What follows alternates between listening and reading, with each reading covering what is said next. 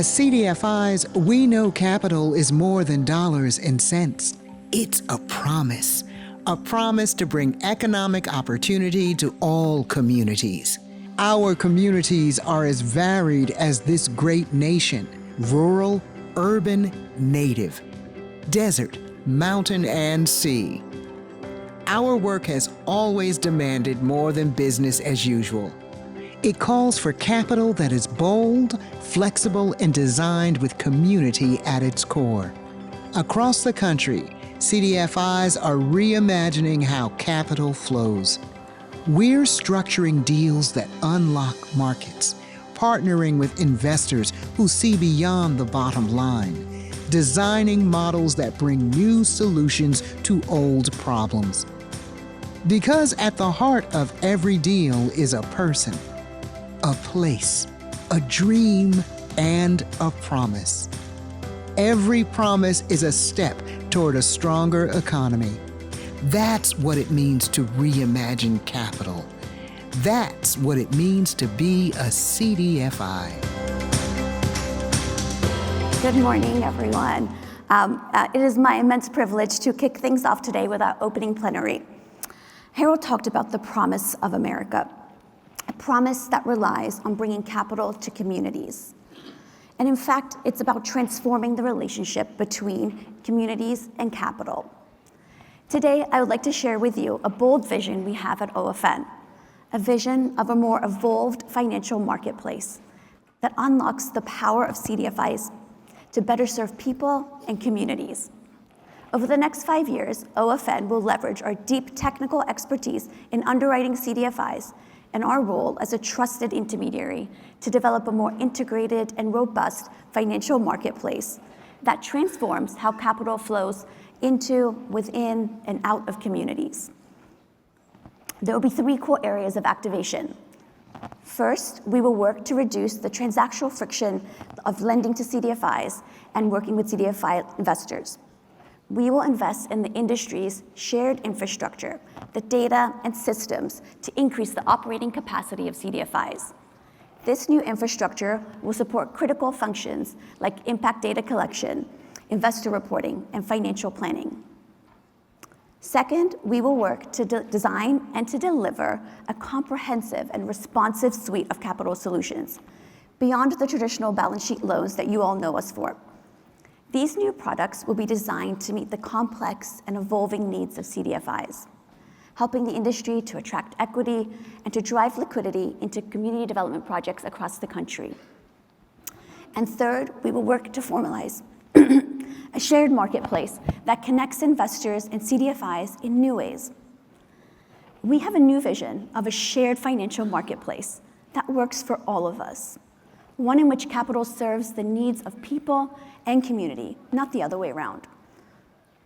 One that offers financial products that center the needs of CDFIs, one that is resilient in times of distress, and one that distributes opportunity for all.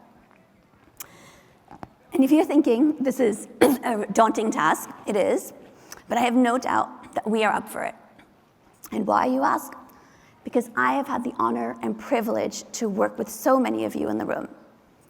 It is your unwavering commitment to serving communities that is the fuel that drives everything we do at OFN.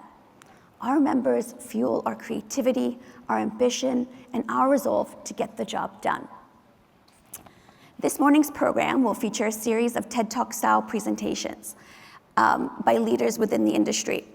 I'd like to start by introducing our first speaker, Megan Teare, Managing Director of Community Lending and Investment at Wells Fargo. Please join me in welcoming Megan to the stage.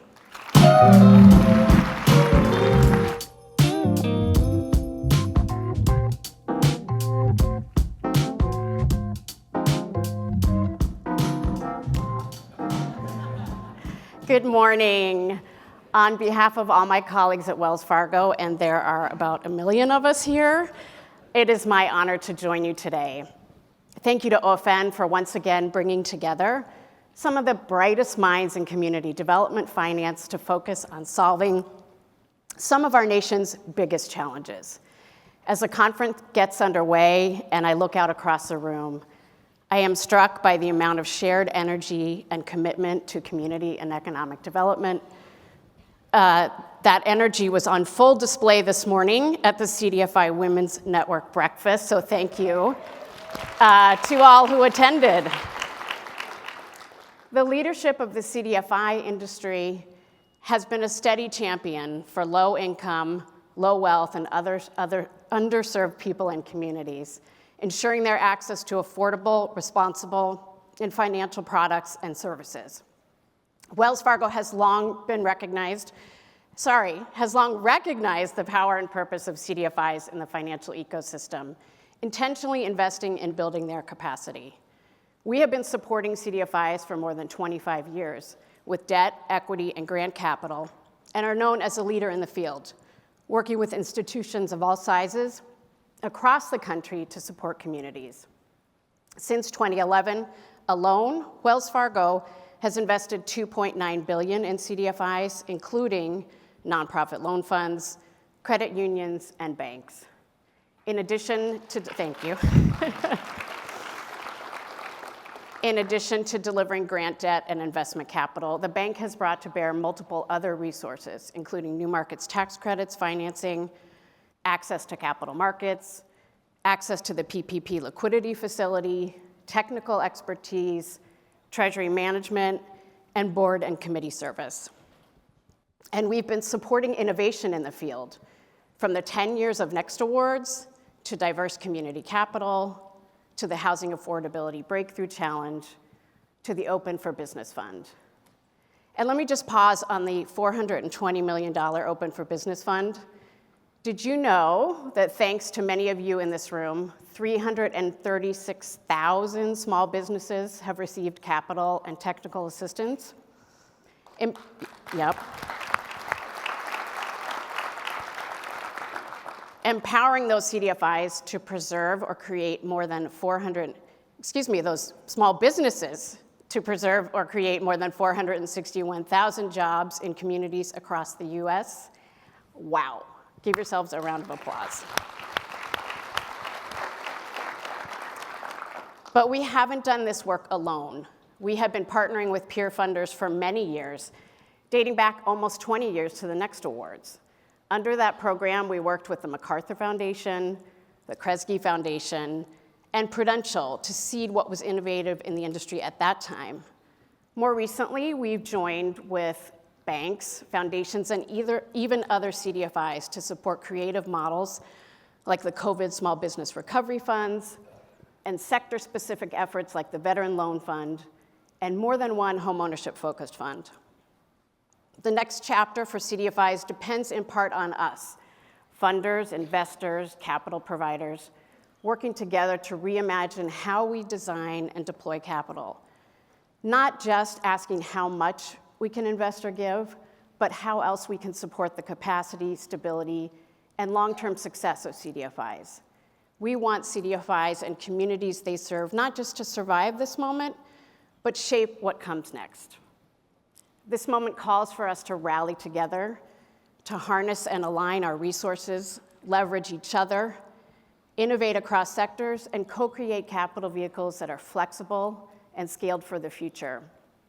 I've been heartened in recent weeks while attending events in the Delta, Appalachia, and elsewhere by budding examples of new resources, foundations focused on seeding place-based funding vehicles that are looking for partners, a CDFI that wants to aggregate capital for its network of housing development innovators, and convenings of thought leaders committed to creativity and innovation.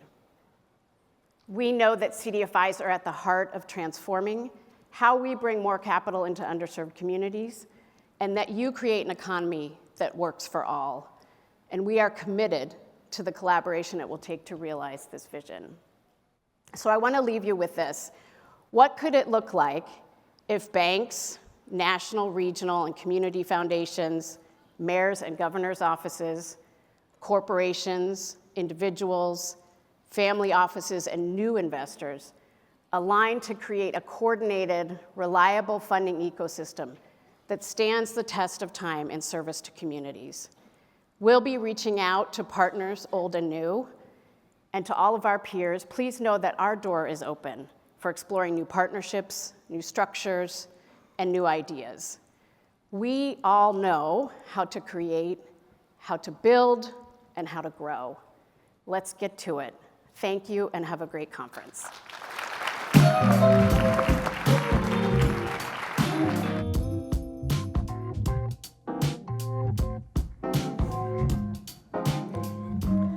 Thank you, Megan, for your inspiring, let me wait for the music to stop. Thank you, Megan, for your inspiring words and for your commitment to our industry. If it has been a challenging year for CDFIs, it has also been a defining one for our partners. Resilience cannot rest solely on the shoulders of CDFIs. It is built into the capital systems that support them. Your partnership is a testament of what enduring commitment can look like. Next, I would like to introduce Sandy Fernandez, Vice President of Social Impact at Mastercard, to talk to us about the role data and digital tools can play in improving efficiency, trust, and scale for CDFIs. Please join me in welcoming Sandy.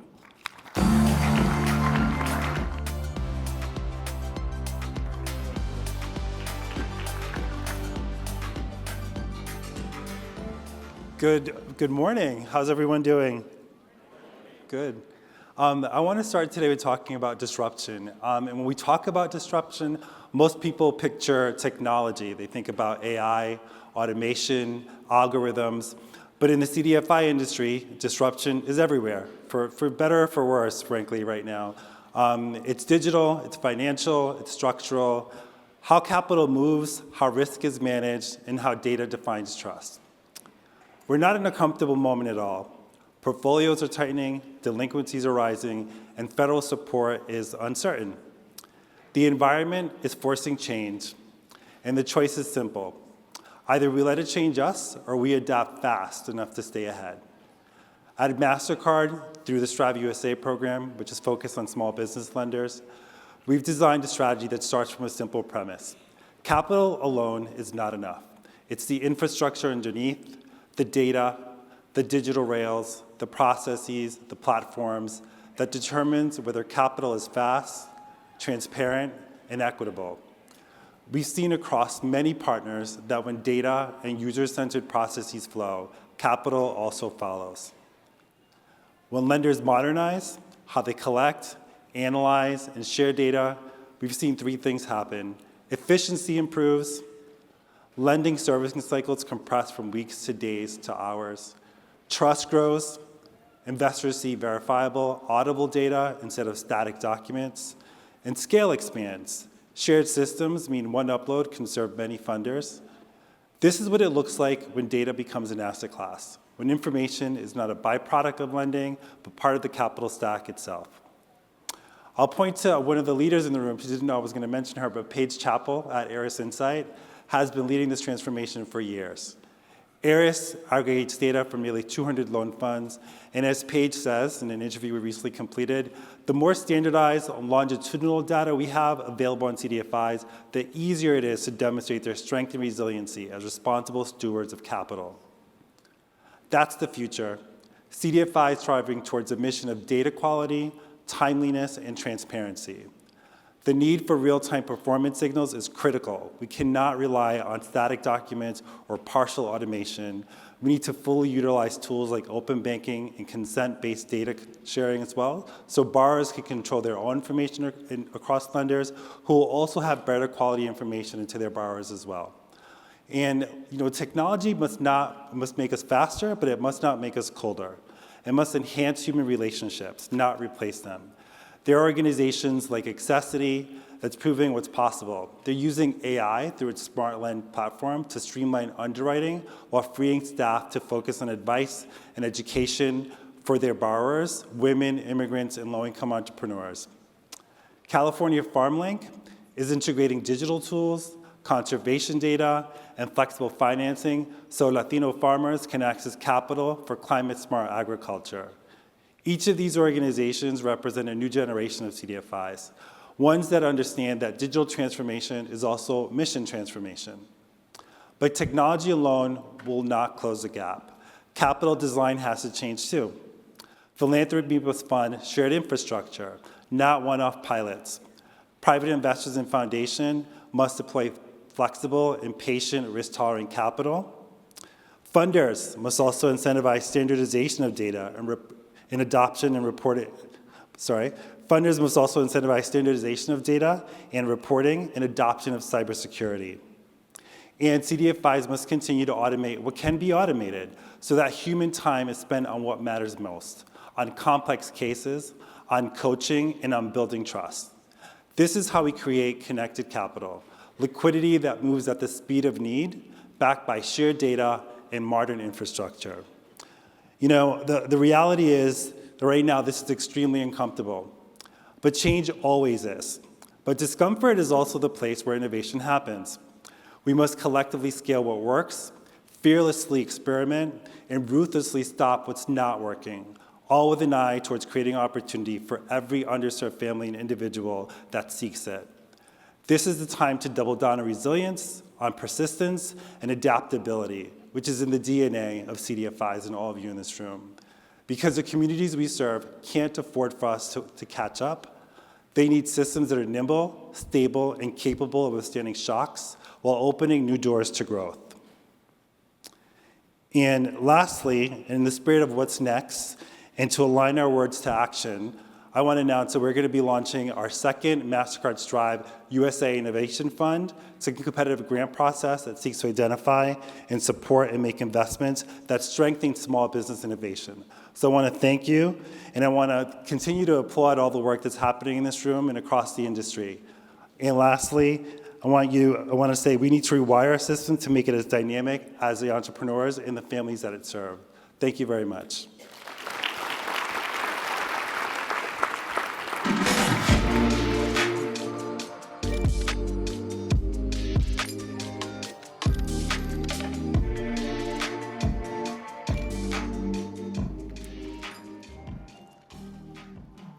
Thank you, Sandy.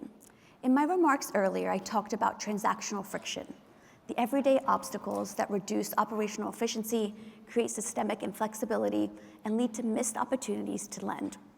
This can be reduced through more connected capital. Thank you, Sandy, for being a partner with us on this journey. Next, we will hear from Jim King, CEO of Fahe, who unfortunately couldn't join us in person today, but we are happy to share a pre-recorded video. We asked Jim, how can we design financial products that meet the realities of rural communities? One of my favorite moments in 35 years of housing work happened at a closing table. A family we'd worked with was buying their first home. Small, modest, but beautiful. When we first met them, the house they were living in was in truly poor condition. They were without indoor plumbing. Hope of a better life was fading. But through counseling and support, the courage to persist, they were approved for a loan. And at the closing table, their 8-year-old daughter had come, and she looked at me and she asked, "Does this mean I get a door?" A door? This is a really small thing until you've never had one. A door is a powerful symbol. It can close, offering safety, dignity, control over your own space. But it can open to opportunity, to access, to the start of something better. At Fahe, we've built thousands of doors across Appalachia, but more importantly, we've helped open them. Across America, we're in a housing crisis. It can no longer be ignored. Families are priced out. Rents are rising faster than wages. The math doesn't work anymore. In 1976, as a nation, we built 500,000 homes that were less than 1,500 square feet, starter homes. Today, it's closer to 50,000. We've underbuilt for decades. We've underinvested in the places that need it the most. In Appalachia, this crisis looks a little different, but it's just as urgent. In 2023, Virginia Tech University conducted a study for us and found a shortage of 500,000 homes across our region. That's families doubling up, elders in unsafe homes, and workers who are having to commute long hours because they can't afford to live near their jobs. This didn't happen overnight. It's the result of decades of disinvestment, a financial system that often overlooks rural America. But here's the thing. If we can fix it in Appalachia, we can fix it anywhere. At Fahe, our network spans 6 states. There are more than 50 organizations building homes and opportunity. And in 2024, we made a collective decision. We're done waiting. We're done waiting for perfect policy. We're done waiting for the next funding cycle. And we're done waiting for someone else to act, because the housing can't wait. We launched a bold campaign to double our housing production in a 5-year span from 30,000 units to 60,000 units and reaching 1 million people by 2030. That means we're going to mobilize $3 billion in new grants and capital, the kind of capital that truly changes what's possible. Y'all, this is a moment. For me and for you. OFN members, we have done a phenomenal job. We've accomplished so much more than was imagined from those modest beginnings in the mid-1980s. But to succeed in the future, we have to expand our thinking.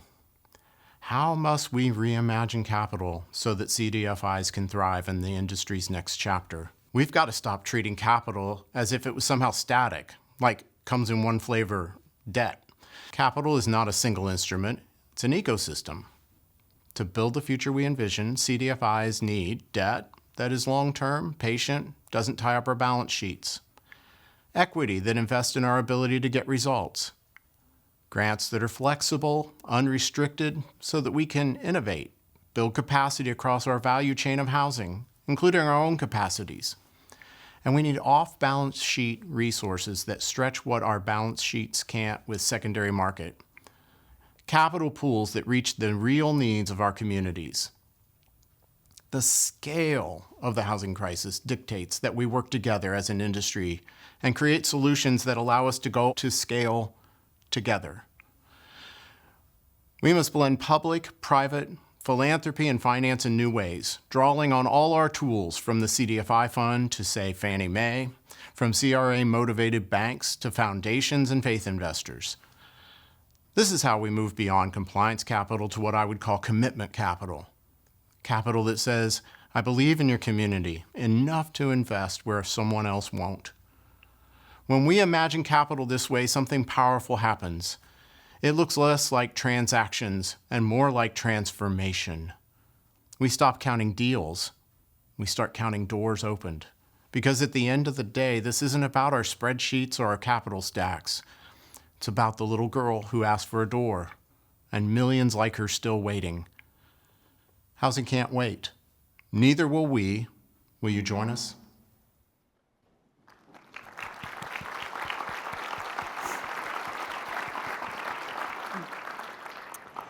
Jim shared the great work Fahe is doing to move from transaction to transformation.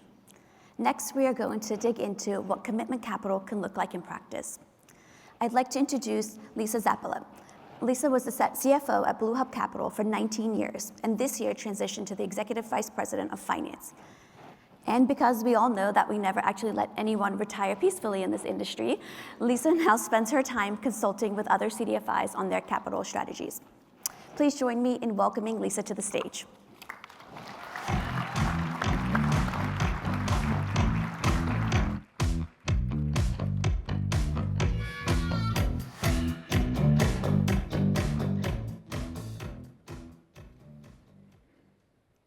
Good morning, and thanks, Jessel, and to all of you who came to listen and look for interesting ideas. How can we imagine or reimagine in the current environment with access to more or new kinds of capital? Because of course we all know that the need for our loans is only growing exponentially. I will start by telling you a story of how we helped a borrower, a public charter school, match their need for long-term debt by using BlueHub Loan Fund's strong A+ credit rating in the public bond market. So I take you back to last year in early 2024 when we were trying to see how we could help our public charter school borrowers access affordable long-term or permanent capital to fund the purchase or improvement of their facilities. Many of these schools could teach a master class in adaptive reuse, transforming strip malls, grocery stores, and other defunct buildings into thriving educational facilities. That's what our borrower, Excel Academy, did in Mobile, Alabama. A retail store became a college, and then the state's first public charter school serving over 800 students in grades 6 to 12 with learning labs, STEM studios, and college and career coursework. At the time, the school leaders were working on a way to pay back our loan from BlueHub Loan Fund, gave them to refurbish the building and turn it into the school. So how could they responsibly take on more debt or the next phase of debt that may need to be paid back over a short period, say 5 to 7 years? Since long-term capital is difficult not only for CDFIs, but for our borrowers to access. Enter Forever Financing, a new tool for schools without a credit rating or with lower ratings. Sometimes tax-exempt bonds are the least costly debt, and while there is a fund out there called EFF that works to get nonprofit charter schools low-cost debt, many options are tied to the school's credit rating, which for many schools that we've helped might mean no rating because they're new or could be low ratings, BBB, C, or a D rating. BlueHub Loan Fund's credit rating is an A+. So we said, why not use the loan fund's credit rating and get low-cost, tax-exempt debt for these schools? We would borrow at the tax-exempt rates from bondholders and then re-lend them the money at a margin. And it would still be very reasonable compared to other long-term financing available to these borrowers, if any. And that's what we did. We worked to help Excel access the tax-exempt market rates via our bond rating and allowed them to mirror our 20-year bond with a long-term loan plus an interest margin, which there are some statutory limits on for tax-exempt. But in the end, it was for a total cost in the low 6%. There are risks with charter schools, like the loss of a charter or enrollment risks and fluctuation in state and local per pupil revenues, but we mitigated that risk by utilizing a credit enhancement grant from the Department of Education. That will help back any potential losses. So with operating revenues constrained for nearly all of our borrowers, whether it's charter schools, housing operators, healthcare facilities, the one thing that our borrowers are looking for is predictable debt service, both interest and principal that is as low as possible. I think that this is the challenge for all of us. Where can we access this in a way that is flexible and at low interest rates? So I leave you with the idea. Let's imagine a group of lenders, private impact funds or insurance companies, DAFs or small banks that could be brought together in a large fund, supported by an intermediary that could evaluate the CDFI's ability to pay, among other criteria, that will offer a flat interest rate for 5, 10, 15, or 20 years with normal covenants, maybe unsecured. If this was a $1 billion plus fund lending at rates ranging from 3 to 5%, or maybe another market adjusted rate, to support the significant issues facing our communities, wouldn't it be amazing how much more we could help access to affordable housing or access to affordable health care, education, early childhood care, access to more healthy foods, and ultimately support for our many small businesses. This is what we need to imagine and build for all CDFIs. Thank you for your time this morning, and we need to keep imagining. Bye now.